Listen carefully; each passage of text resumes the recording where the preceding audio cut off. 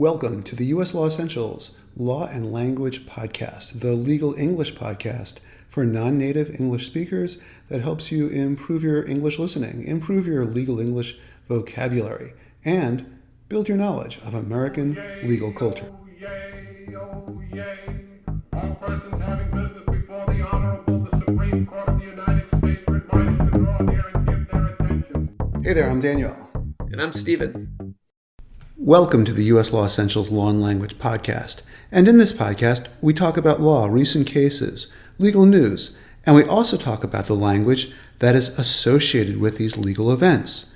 Now, today, what we're focused on is a Supreme Court case. Both Stephen and I have read Part 1 of the Jones v. Mississippi Supreme Court decision. And we're going to talk a little bit about the facts of the case, the history of the case, and the holding just based on what we read in Part 1. And we'll also talk about the language and perhaps some of the social issues that are associated with this case. Okay, so Dan, what's happened so far in the first few pages of the case? What are the facts and the procedural history in Jones versus Mississippi? Right, so now we're going to try to talk about, I guess, what's happened before this came to the Supreme Court. And it's a sad story. Basically, there's a 15-year-old young man, and he commits a serious crime. He murders a family member. He murders his own grandfather with knives. And this is in Mississippi. And at the time, Mississippi had a law that if you were a juvenile and you committed this type of crime, you had to go to prison for the rest of your life without the chance for parole. So that's what happened to him. He was convicted in Mississippi State Court, got sent to prison for the rest of his life without parole. A Mississippi State Appellate Court affirmed that and said, yes, this is the appropriate punishment for you. What happened after that, though, was there were a couple Supreme Court decisions. And the Supreme Court decision said, well, it's okay to sentence a juvenile to life in prison without a chance for parole, but you can't mandate it. It can't be required. So this defendant got a second chance. He got to go back in front of the state trial court, and he got to say, okay, now what's my punishment? Because you can't make it a rule that I have to go to prison for the rest of my life without a chance for parole. And the judge said, okay, I've looked at the case and I know I don't have to send you to life in prison without a chance for parole, but I think that's the appropriate punishment. So now this defendant was sent back to prison for life without a chance for parole. And he argues that this is unconstitutional. And the basis for his argument is you didn't have this finding of incorrigibility. How's that for a summary and procedural history? Very nice, Dan. I'm not so sure about that, but you're very kind. All right, So what do you think the issue is then? What do you think the issue is? Let's see. For the issue, I think it's whether a court can sentence a juvenile to life in prison without parole, and whether they can do that without first finding or determining that the defendant is incorrigible, or an incorrigibility finding, without having an incorrigibility finding. Yeah, I think that's exactly right. And yeah, I think that's exactly right, because the judge determined that, okay, you should go to life in prison without a chance for parole, but the petitioner, Jones, is arguing there needed to be something else. There needed to be some sort of determination of incorrigibility. Yeah. So, and what does Justice Kavanaugh and the Supreme Court majority say about that? Well, he rejects this argument, right? And we just read Part 1, and basically he summarizes his entire argument and why the majority of the court disagrees with the dissent. According to Kavanaugh, writing for the majority, you don't get this separate determination of incorrigibility. And I got to say, it almost feels funny saying this. Like, okay, it's not something you do every day. Like, okay, let's determine whether or not this human being is incorrigible. Yeah, and it also seems like it's hard to do that. And now we're getting into one of the themes of this case, which is, can you do that for a 15-year-old human being? Can you determine at that age that somebody is incapable of being good or being redeemed? Yeah, I think that's right. Because I think historically, in some of these prior Supreme Court cases, there was an argument that, well, it's always going to be unconstitutional to send a juvenile to prison for life without the chance for parole. But that argument failed. The Supreme Court said, no, no, no, you can do that. You can send this juvenile to prison for life without parole. He'll have to pass away in prison. But what do you need to decide before that happens? I think some of the subtext here is some people think that perhaps it's really not possible to make a determination of incorrigibility when someone is just 15. What do you think? Yeah, I think it's really, really hard to do that. I mean, I think there's a lot of research out there that shows that um, people's brains don't fully develop until they're in their 20s or even older, and that for males in particular, there can be violent phases that tend to end somewhere between, anywhere between age 25 and after age 40. Um, so, given what we know about those kinds of things, it doesn't seem to make a lot of sense. And yet, that's not really, I mean, in some ways, that's what this case is about. But in terms of the legal discussion, it's not about whether or not you can declare somebody it's incorrigible to be incorrigible. It's about whether there has to be a finding of that first, or whether you can just go right past that. Right, right. So, I mean, that's a really good point because the the dissent doesn't really focus here on just the whole psychology about whether or not this is possible because maybe they figured that's not going to be a winning argument anyway, but they really focus on some of these prior cases and they say under these prior cases this precedent, you have to do something and it has to be something within the sentence that shows that the judge has considered all these factors and made a determination of incorrigibility, or you have to have actually some sort of hearing, some sort of proceeding to make this determination.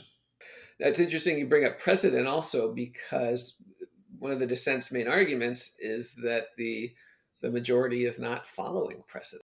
And this is actually becoming a really big issue now in the U.S. And there's concern that on one side that the Supreme Court is ignoring precedent, while there's other Supreme Court justices who say we're not ignoring precedent, we're following precedent.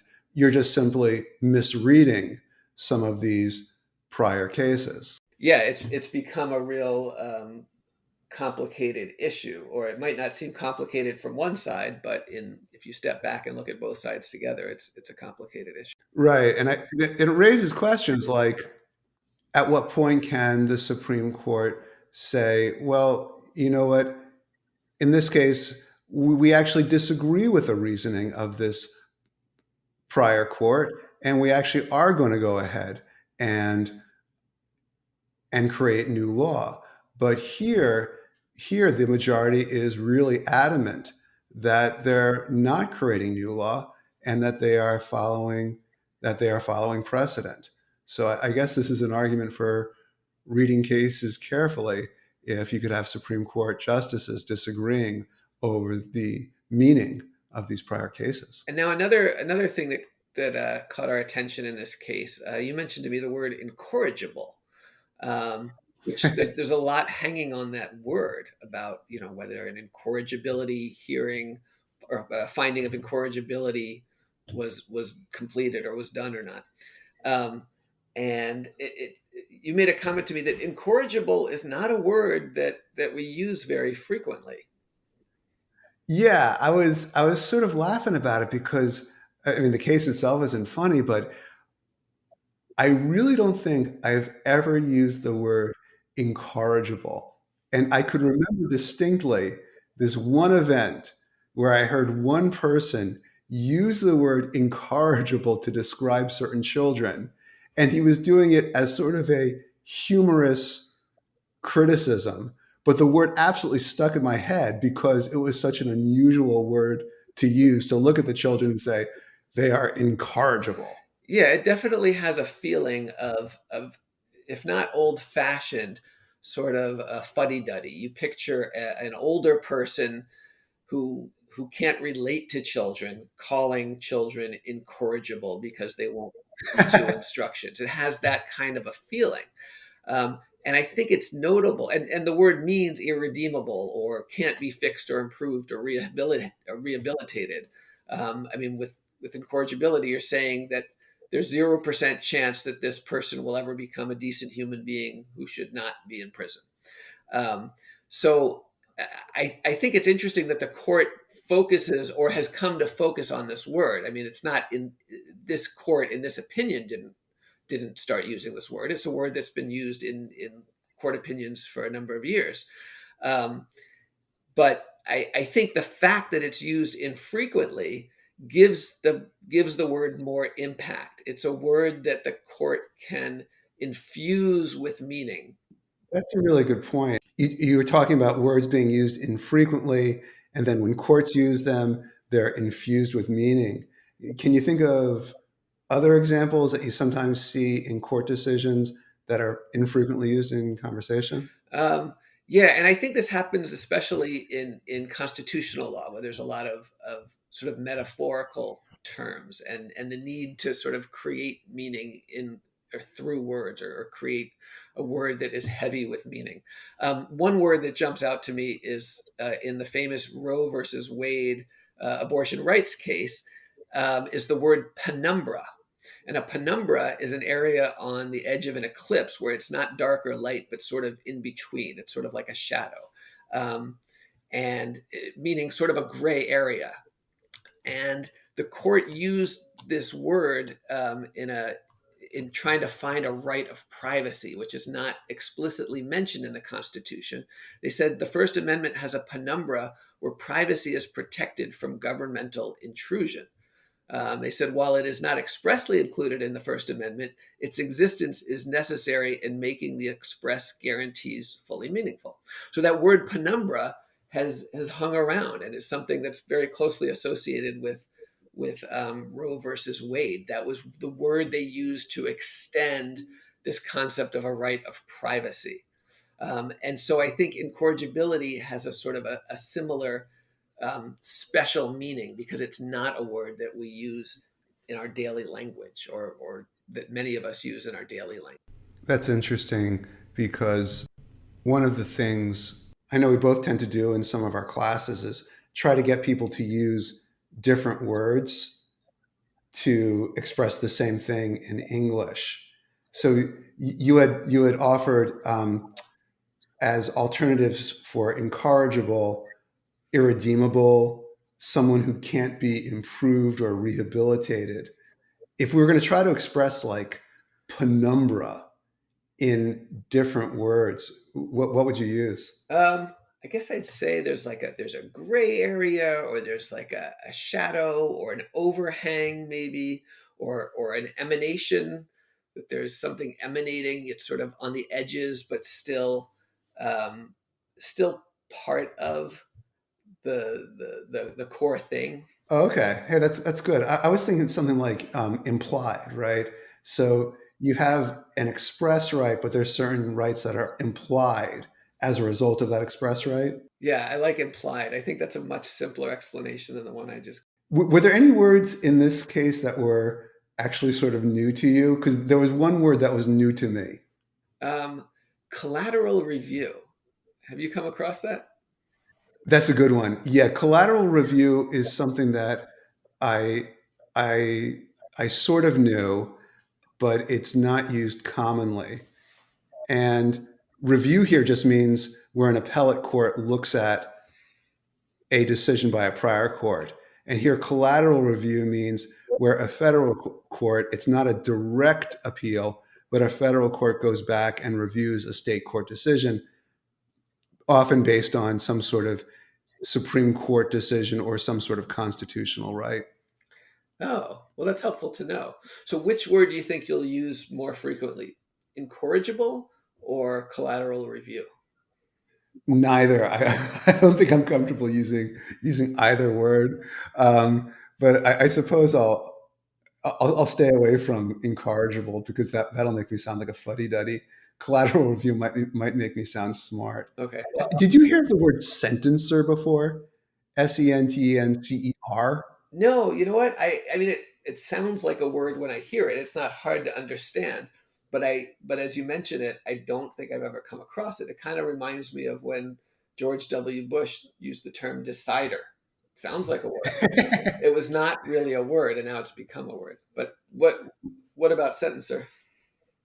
Well, it was actually completely new to me, but like you, I could tell in the context that it's what it means. It's the person who gives the sentence. It's the person who decides the the punishment. So the judge. And sorry. So the judge in this case.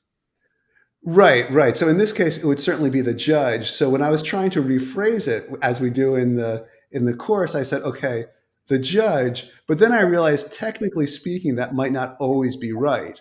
Sometimes juries are given the power to decide the punishment. Mm. So in some cases, the jury can be the sentencer or the punisher, but the punisher sounds like such a funny word. But usually, I think we would say the judge is the sentencer, because he's the one who gives the sentence.